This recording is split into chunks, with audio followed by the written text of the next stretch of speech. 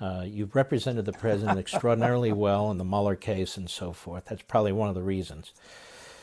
But you came into possession of a copy of the hard drive. Can you tell us how that came about? Yep.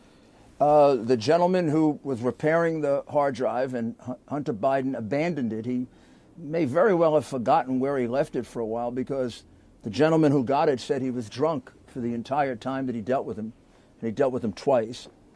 The gentleman, after he saw a lot of these things in the newspapers, got concerned that he had some kind of illegal property because of all these allegations that were being made back and forth about the Bidens. So he looked at the hard drive. And when he looked at the hard drive, he was very concerned with what he saw. Some of the photographs show blatant illegal activity that anyone would be able to figure out is illegal. Some of the memos clearly talk about illegal activity and contradict what he was hearing on television, the Biden saying. The one that you just, asked about. Biden was saying, I didn't know anything about Burisma, and here he has an email trail that has him meeting with the number 2 guy at Burisma. So he called the FBI. The FBI came. The FBI interviewed him. He told the FBI everything I just told you. And then he said to the FBI agent, I'm really afraid because the Bidens are very powerful around here. He said, I'm really worried what they're going to do to me. He says the FBI agent said to him, don't worry, if you keep your mouth shut, nothing will happen. He said he was concerned with that reply, but it could have meant one or two things. And then he gave a hard drive, the original hard drive, to the FBI. He made 4 copies. He left 2 copies with friends of his in case he was killed. And then the FBI never got back to him. Months went by, no further request from the FBI.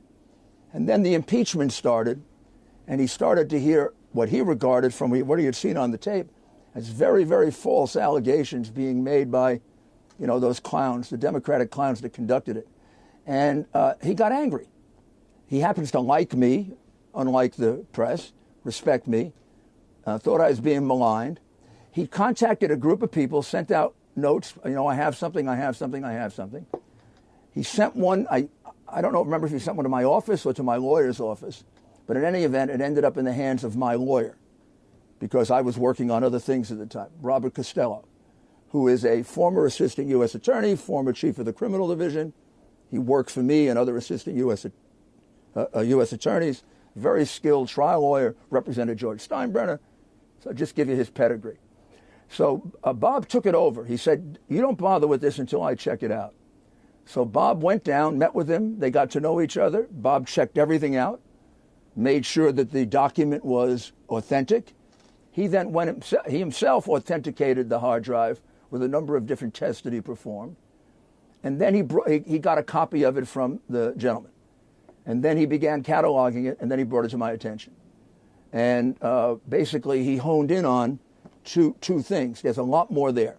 He honed in on the Ukraine situation, the contradictions in the Ukraine situation that proved what we already knew about the Ukraine, that Biden had been paid a very huge bribe in order to fix the case. And then he himself bribed Poroshenko.